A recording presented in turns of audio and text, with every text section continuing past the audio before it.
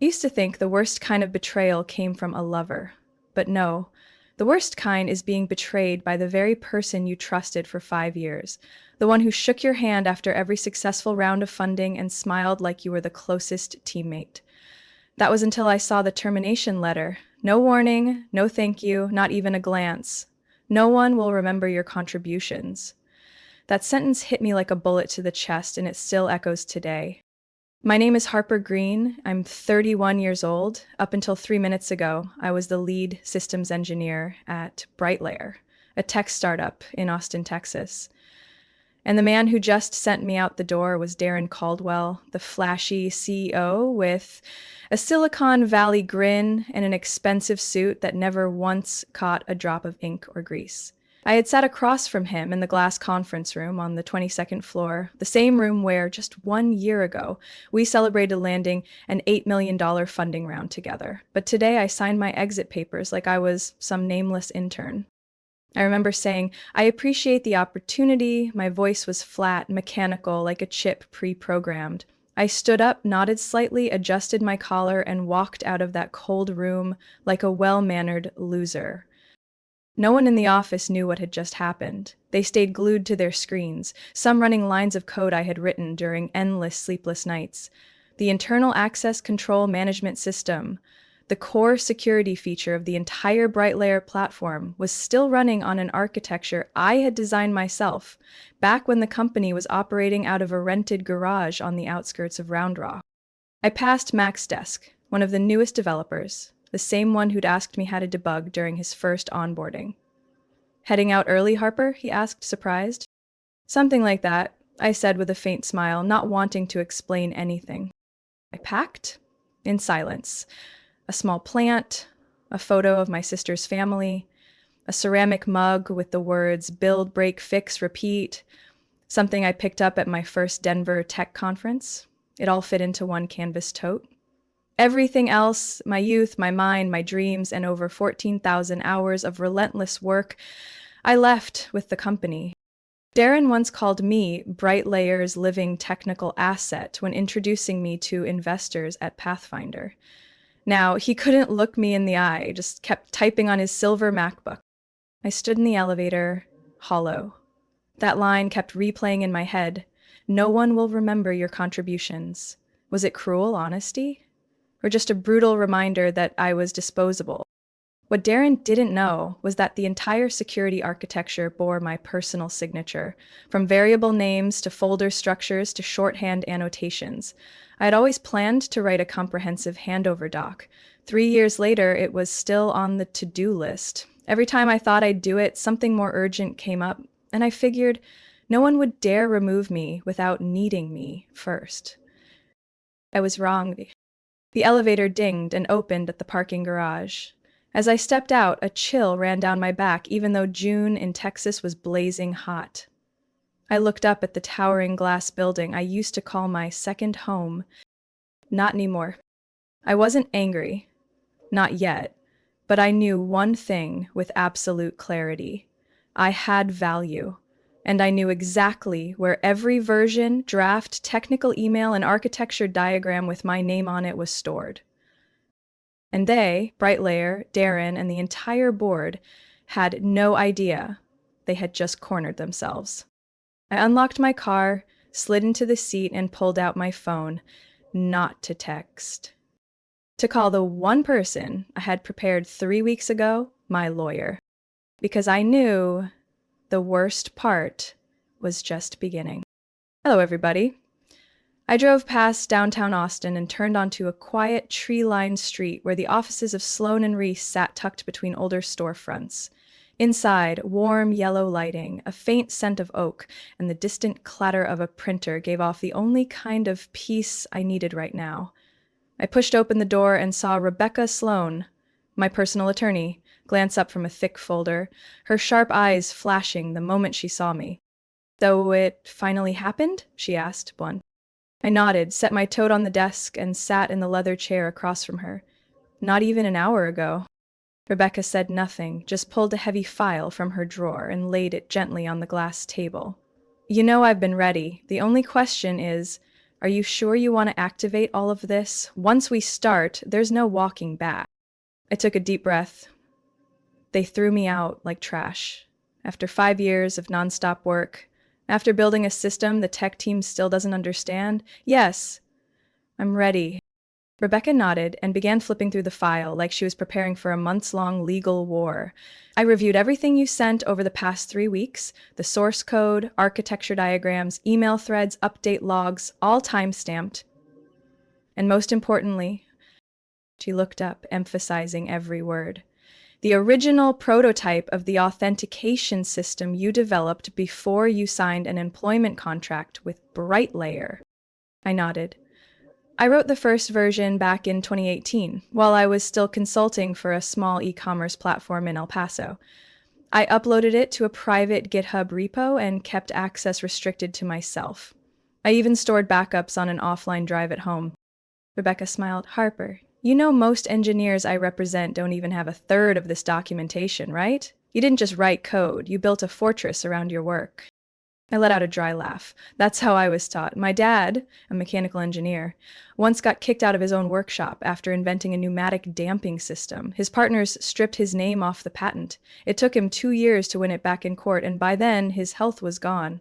I'm not letting that happen again. Rebecca closed the folder and tilted her head. Good. Then we send the official notice to BrightLayer claiming intellectual property rights to the authentication system, along with our documentation list. If they respond cooperatively, we negotiate. If not, she paused, we sue, and I have no doubt you'll win. I didn't answer. I just sat there, feeling the anger ferment deep in my gut. I didn't want to burn the company to the ground, but I wouldn't let someone else build palaces on my sweat and erase my name from every wall of recognition. That night, I didn't go home right away. I stopped by a small bar near the lake, chose a quiet corner, ordered a whiskey, and pulled out my laptop. I logged into my private repository, the one that held the entire history of the authentication system I had created, from the first syntax occurred lines to the latest version I updated just 3 weeks ago.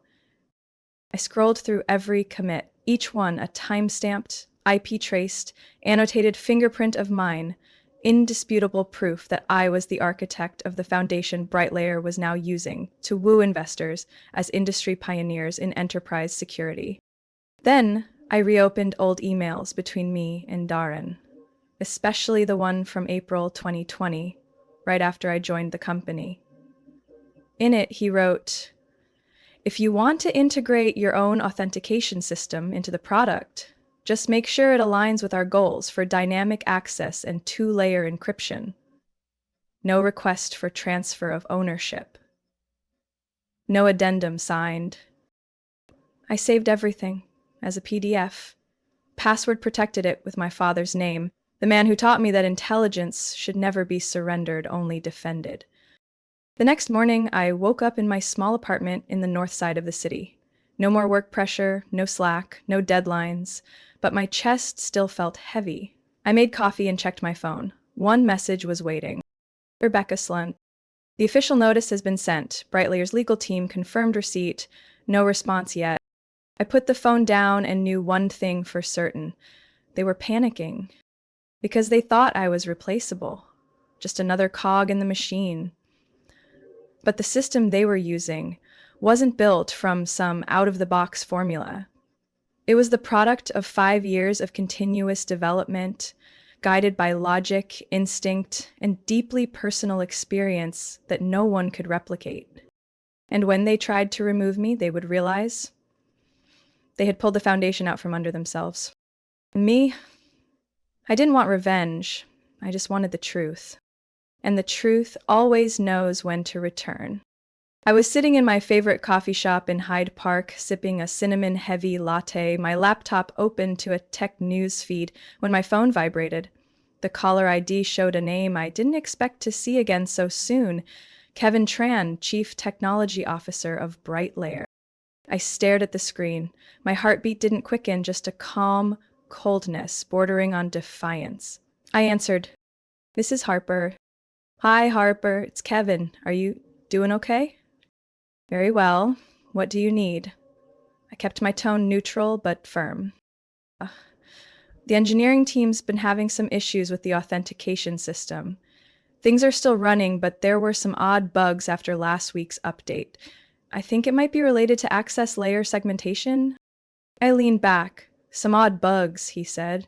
I knew that system like the back of my hand. If it was failing, it wouldn't just be odd. And you're calling me? Why? We were thinking of bringing you back on in a consulting role, of course, paid, just to help the team understand the logic behind the original architecture so they can manage the rest. I let out a light laugh. I don't think that's a good fit, Kevin. I'm busy with other things, but I wish you the best. I ended the call before he could respond. 2 days later, I received an email from someone I never expected, Caitlin Ross, a young engineer I had once mentored. Subject: urgent need to talk.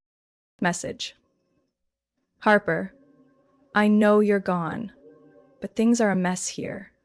The access hierarchy is completely broken, and end users can't access the dashboard. Affinity is threatening to pull a 7-figure contract. You don't need to reply, but we miss you. I leaned back and closed my eyes. Affinity was one of the largest clients I had personally pitched to. I remembered that day vividly. Darren in a gray suit sitting quietly behind me while soaking up all the praise from the client. Now they were losing everything because of something Darren thought anyone could handle. The next morning, I opened Twitter. BrightLayer's customer support account was on fire. Dozens of tweets with hashtags broken access and BrightLayer down. Users furious over lost access, faulty dashboards, and misaligned permission reports. I clicked the service desk link. Temporarily down, engineering team is investigating. I shook my head, as expected. They didn't understand how I handled dynamic tokens linked to multi-tier user identities. I had warned them, the layered security model wasn't something you could tamper with without collapsing the whole system. Now BrightLayer was bleeding, from the inside out. That evening, while I was cooking mushroom pasta in my small kitchen, my phone rang again. This time, it was Darren Caldwell. I put it on speaker, wiped my hands, and answered. Hey Harper, it's Darren. I think we need to talk. I thought we already did, in the conference room on the 22nd floor, remember? Silence. Then he continued, his voice less arrogant than usual. I admit, we acted a bit hastily, but things are not going well. Kevin said you turned down the consulting offer, but if there's any way... Darren, I cut in, when you signed my termination, did you think the person who built the core technology might be important? You're back. A really bad one. That was a strategic decision. Strategic? What kind of strategy loses clients, wrecks data, and drops 12% in stock value in just 5 days? Silence, again. I heard the soft clatter of keys on the other end. I'm offering a short-term consulting contract, 6 figures for 4 weeks. Help us manage the crisis.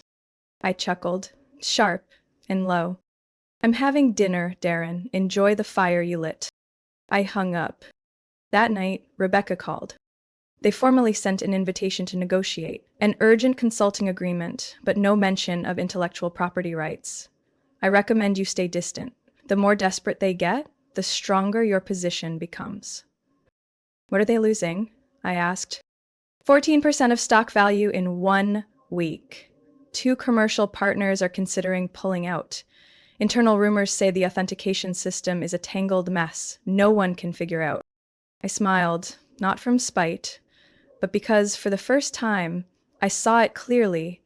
My real value wasn't in the title on a business card. It was in what they couldn't replicate, my engineering mind. The next morning, I got another message, this time from Elliot Moore, a board member from Seed Nova Capital. Harper, I need to meet with you about BrightLayer. Don't worry, Darren doesn't know I'm reaching out. Can you do tomorrow around 11:30? I stared at the text, heart quietly stirring. When the board starts asking questions, it means the entire structure of faith in a CEO is cracking, and I was the only one with real answers.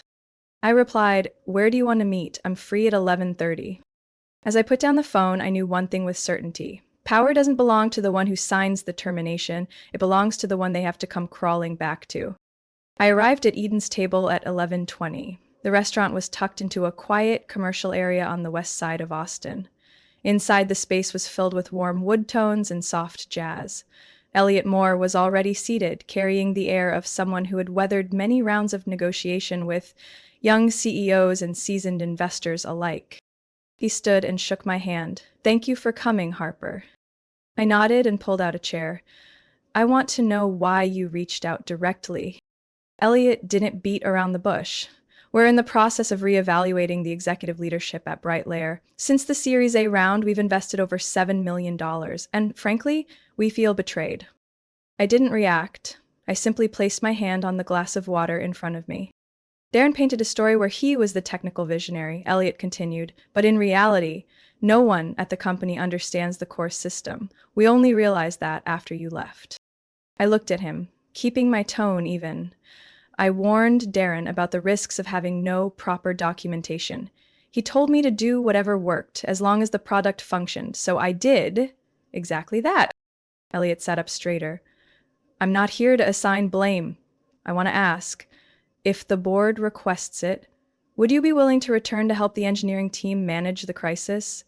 With appropriate compensation, we're talking 6 figures for just 1 month of work." I took a sip of water, then answered directly. "Now," Elliot looked slightly taken aback. "I understand how you feel, Harper, but—" "I'm not saying no out of emotion," I interrupted. "I'm saying no because I've worked in a place where people believed they could buy intelligence with money. They can't buy respect. They can't buy effort. And they definitely can't buy back the dignity they stomped on." He went quiet, as if reconsidering the script he had prepared. "I'm not seeking revenge," I added. "I'm simply reclaiming the right to define my own worth. And the only way to do that is let them face the consequences they created." Elliot gave a slow nod. For the first time in the conversation, there was something like respect in his eyes. "I think I understand now." More thing," I said slowly, with steel in my voice. "I've sent an intellectual property ownership notice to their legal team. The copyright for the authentication system, including the original source code, was never transferred. If they continue using it without permission, I will pursue legal action." Elliot exhaled. "They've gone too far." I stood up, and I'm not going with them one step further. That afternoon, I received a message from Kevin Tran. "Harper, I know Darren reached out, and I've heard Elliot did too. Please give us a chance to make things right. I know it's been rough, but if you help, I will personally ensure you are properly recognized. Please consider it." I didn't reply. Not because I felt triumphant, but because I was too familiar with promises made in the aftermath, when they need you the most, only for you to be forgotten again once the flames die down. That evening, I went for a walk. The June breeze skimmed over the lake. I thought back to those nights I stayed at the office until 2 a.m, writing line after line of code in silence, with only the click of keys and the glow of the screen. Back then, I thought it was just what you did. Give your all and people would recognize it. I was wrong. The only thing that ever changes how people see you is not what you give, but what you refuse. A week later, Brightlayer held an emergency press conference. I didn't watch it live, but social media overflowed with clips from the live stream. Darren looked worn down, sitting next to Kevin, trying to explain service outages and promising to restructure the internal systems and bring in outside experts to restore the platform. I sat on my sofa, wrapped in a light blanket, holding a mug of hot tea, watching the scene with no emotion. The company I once considered a second home was now crumbling under its own weight. And this time, they couldn't hide the truth. Without me, they couldn't operate. Without me, they couldn't scale. And, most importantly, without me, they couldn't continue deceiving the people who believed in them. The next day, I received an email from an unfamiliar address, Samantha Voigt, the newly hired head of legal from outside the company. Subject: Request to discuss authentication system ownership. Message: We would like to initiate a formal licensing agreement with you to ensure Brightlayer can continue using the operating technology. Please let us know a time to meet with your legal representative. I read that email 3 times, not out of surprise, but to make sure. This time they had no way out. I forwarded it to Rebecca with one line: We can begin negotiations, but under 2 conditions. I'm not returning, and they must publicly acknowledge the truth. It was time they understood that not everyone is replaceable. And I, Harper Green, was one of those people. 3 days after receiving the email from Brightlayer's legal team, I was sitting in Rebecca's office when she walked in with a look that was equal parts gleeful and merciless. She set a thick file down on the table in front of me and said in the calmest voice possible, "We have something Darren never saw coming." I leaned forward. "What is it?" Rebecca pulled out a chair and opened the file. "I just got an internal report from a friend in investment law. Remember Olivia West from the Forge Wave Capital Board?" I nodded. Olivia had been very friendly during investor presentations, but I hadn't heard from her since I left the company.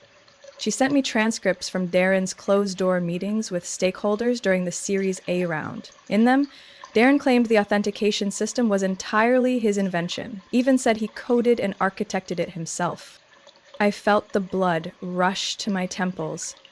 "He said that?" Rebecca nodded. "More than once. In internal marketing decks, in pitch meetings for the next funding round, even in the prospectus sent to strategic partners. Every bit of your work. He claimed it all." I leaned back, my heart pounding. Not from pain anymore, but from a cold, clean rage. Every gesture, every time Darren smiled, patted my shoulder in meetings, and spoke in vague terms like, "We built this together." It was all a glossy cover for a vile truth. He never intended to credit me, just used me as a stepping stone for his bloated ego. "What evidence do we have to push back?" I asked, trying to keep my voice steady. Rebecca gave a faint smile, like she had been waiting for that question all along.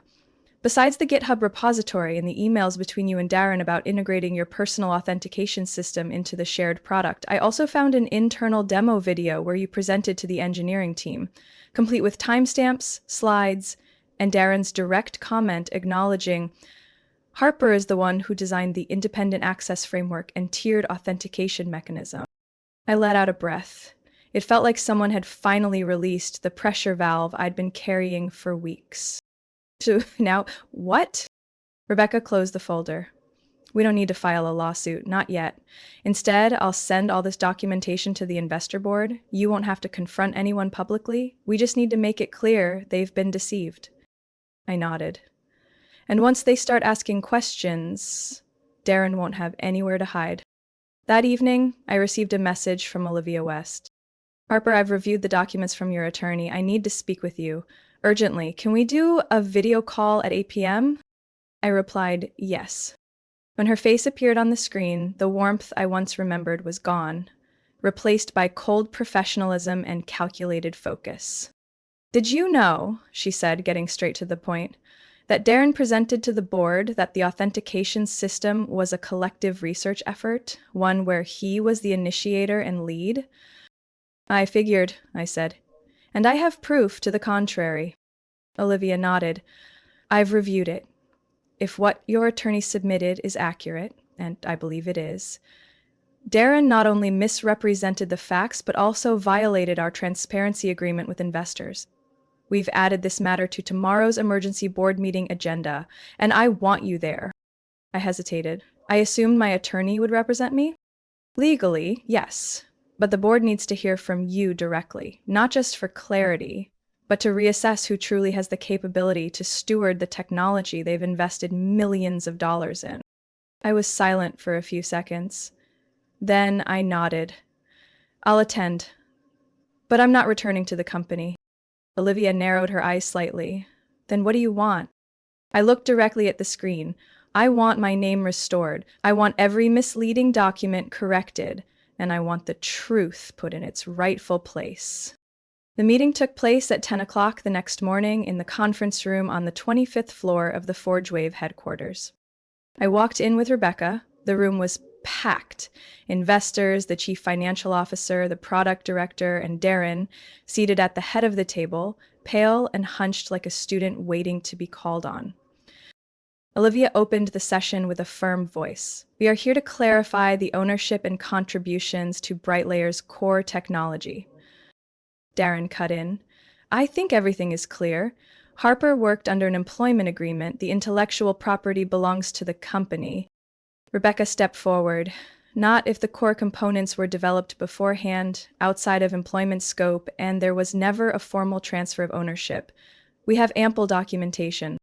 I opened my laptop and projected the GitHub commit logs, the demo video of my authentication presentation, Darren's email responses, and the signed-off technical slides. The room fell into dead silence. Then Daniel Rhodes, the representative from Ion Partners, asked gravely, Darren, is it true that Harper developed the system before joining? Darren stammered.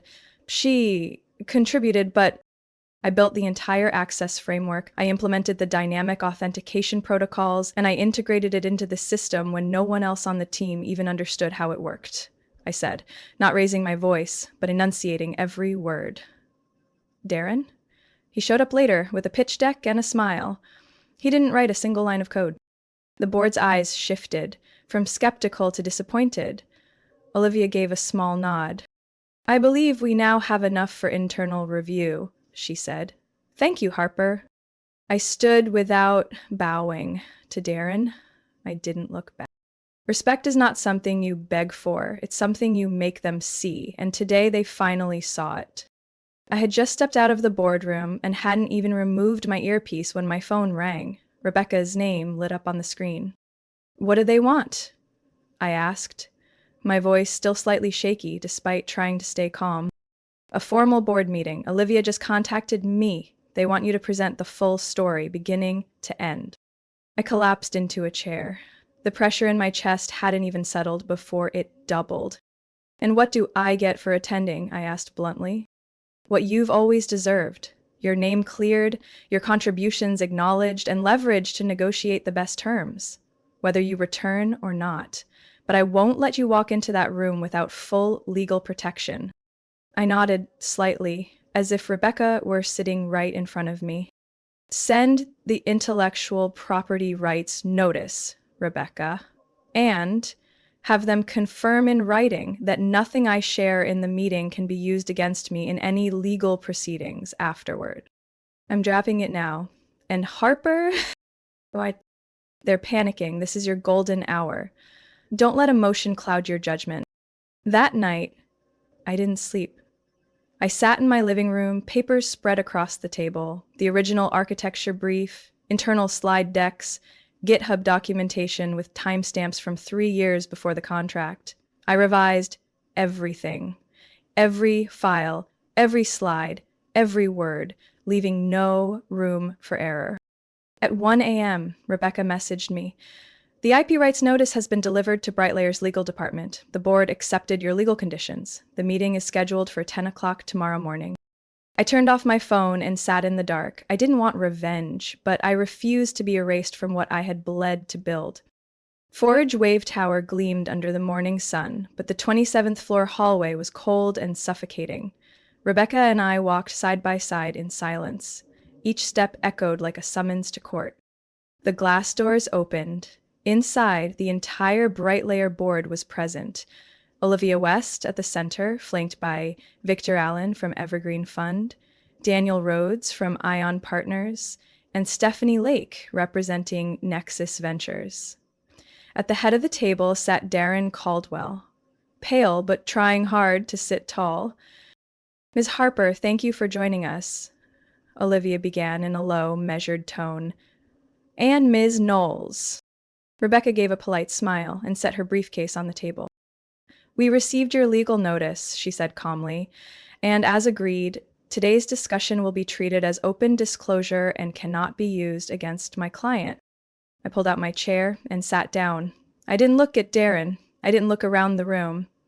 I opened my laptop and connected it to the large screen in the center of the conference room.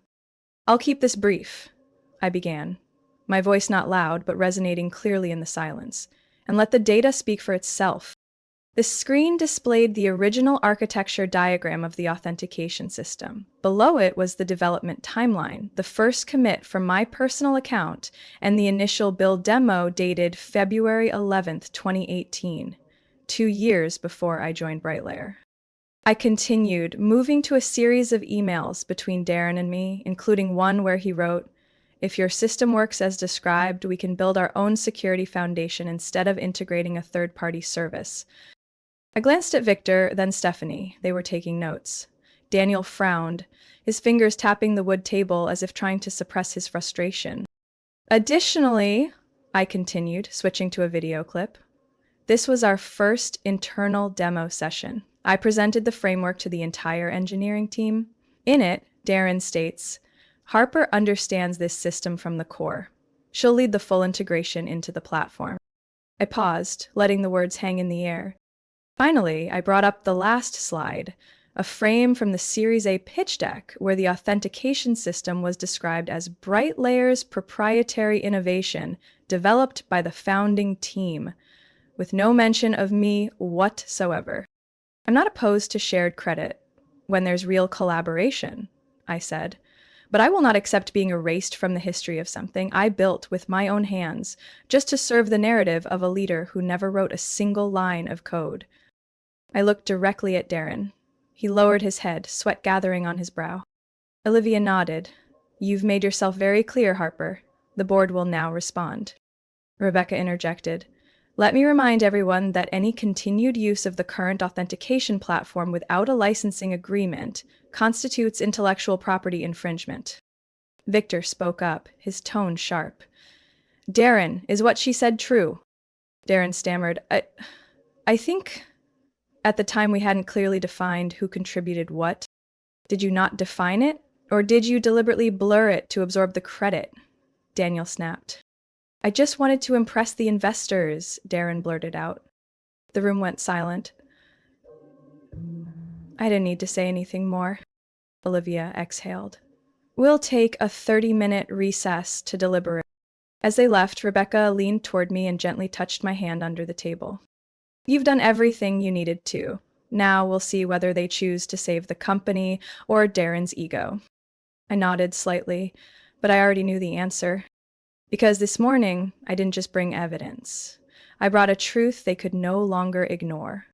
30 minutes passed like a dull knife slowly slicing through nerves. I sat still in the boardroom, not touching the now cold glass of water in front of me. Rebecca sat beside me, flipping through documents, her eyes never leaving the glass door behind which the board was deliberating. Finally, the door swung open. Olivia walked in first, followed by Victor, Daniel, and Stephanie. The heavy silence lingered until they all took their seats. Olivia looked at me, then turned to the head of the table, where Darren sat stiffly, his eyes avoiding contact. "The meeting is now resumed," Olivia declared, her voice firm. "And after reviewing all the evidence and legal documents presented by Miss Harper, we are compelled to ask, who is the true architect of the authentication technology that underpins Brightlayer?" Darren forced a weak smile. "I never denied Harper's contributions. She was part of the team. But to say she created the entire system alone is not accurate." I didn't give him the chance to drag me down. I stood up and brought the screen back to life. No narration this time. I pulled up the GitHub commit log from my personal repository. Line by line appeared timestamps, version notes, descriptions, all crystal clear and undeniable. "This is the date I completed the first version of the authentication system. February 11th, 2018, I said, pointing to the screen.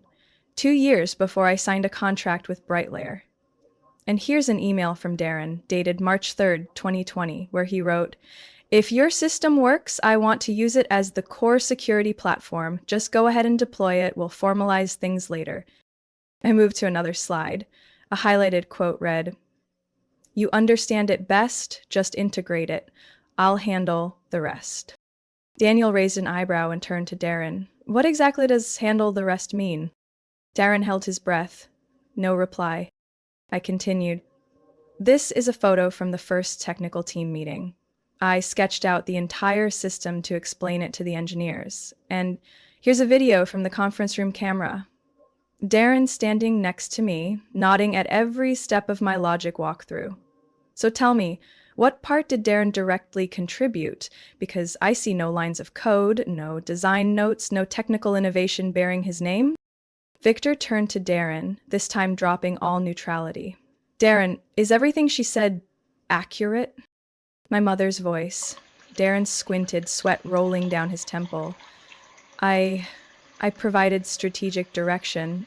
I wasn't coding. But I recognized her potential. Rebecca scoffed quietly.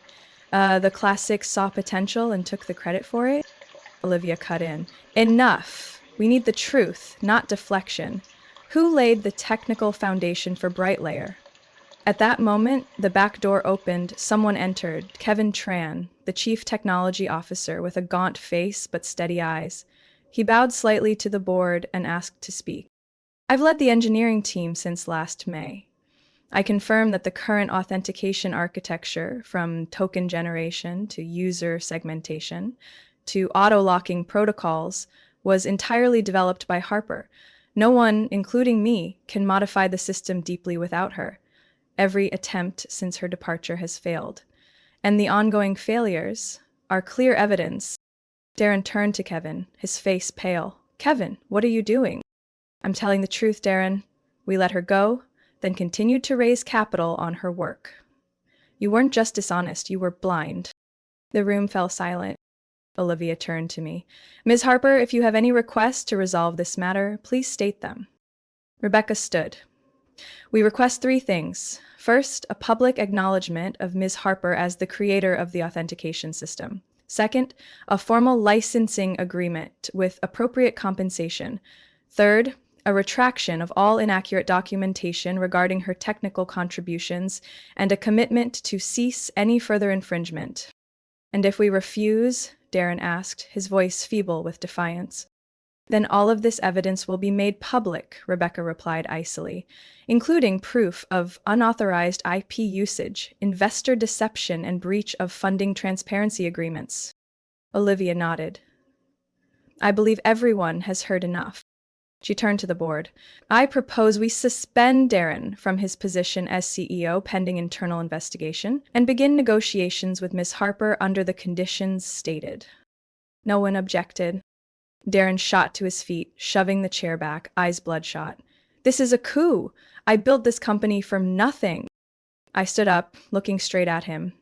No, you built it with my hands, and now I'm just taking back what's mine. Darren stared at me, but this time no one came to his defense. The boardroom doors opened, light flooded in, and I walked out, no longer a fired engineer.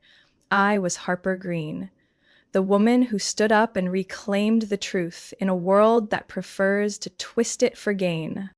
3 days after the meeting that sealed Darren Caldwell's fate, I received a late-night call from Olivia West. The board held its final meeting, she said, her voice tired but firm. The official decision? Darren is removed. I sat still. I had expected it, but hearing it confirmed pressed something tight in my chest. And you, Harper, Olivia continued, are being offered the position of Chief Technology Officer.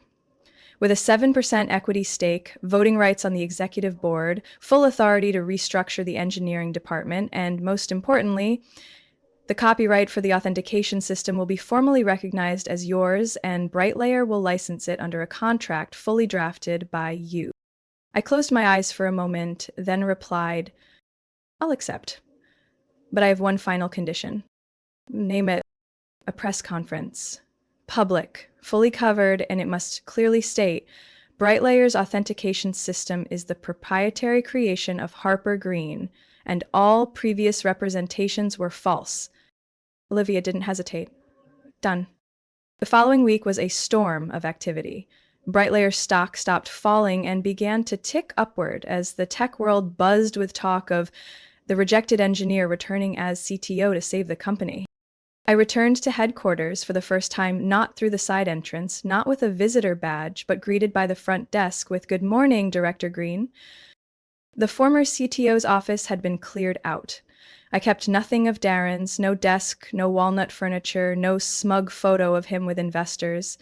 I replaced it all with an open layout, white glass boards for brainstorming, and a fresh ficus placed right where the sunlight hit hardest. The first meeting with the engineering team lasted over 4 hours. I didn't issue commands by title. I asked each person, which part of the system confuses you most? Who here was pushed into impossible deadlines? What decisions did you think were irrational but felt afraid to speak up about? By the end of the meeting, no one clapped, no one cheered, but in their eyes, for the first time in months, there was no fear. They knew. This time, the person in charge actually understood the foundation.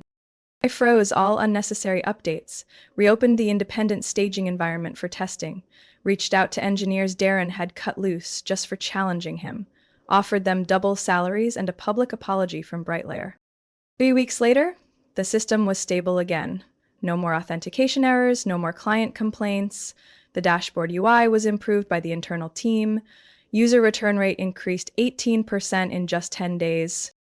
On the day of the press conference, I wore a deep navy blazer, hair pinned up high, standing in the large meeting hall on the 30th floor, the very stage Darren used to dominate. Olivia took the podium first, speaking briefly. Today, we officially announce Ms. Harper Green is the new Chief Technology Officer of Brightlayer. She's the original architect of our authentication platform, the product that brought Brightlayer to where it is. We acknowledge and apologize for past failures to credit her contributions. Then Olivia stepped aside. All eyes turned to me. I stepped up to the microphone. I'm not here to retell the past. You already know it. I'm here to speak about the future. Brightlayer's future will not be built on lies or facades. It will be built by people who understand what they do, who are properly recognized, and who have a real voice. There were no roaring cheers, but after the speech I saw genuine respect in the eyes of many, the kind of respect that neither a title, nor shares, nor money could ever buy. That night, while I was polishing next quarter's technical roadmap, a new email arrived. From Darren Caldwell. Subject, apology. I don't know if you'll read this, but I need to write it. I was wrong. Too arrogant to see that words alone can't build a company. I owe you more than a title. I owe you the truth. Brightlayer is now in the right hands. I wish you success. Darren. I read it again and again. No bitterness, no excuses, just a man who once believed power was permanent, now learning to face the consequences. I didn't write a long reply. I simply responded, Darren, thank you for saying what should have been said long ago. I don't hold a grudge. I only defended what was right. I hope you find your path again. Harper. I closed the laptop. Outside the towering glass windows, the city of Austin sparkled like a perfect logic network. Some architectures are built to endure, not because the loudest man declared them, but because someone quietly laid the first brick.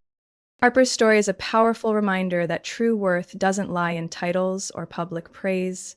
It lives in what you quietly build with your skill and conviction. In a world that easily overlooks those behind the curtain, Harper chose not silence nor revenge, but truth. She proved that justice isn't a distant dream. It's the result of preparation, courage, and integrity that no price tag can buy.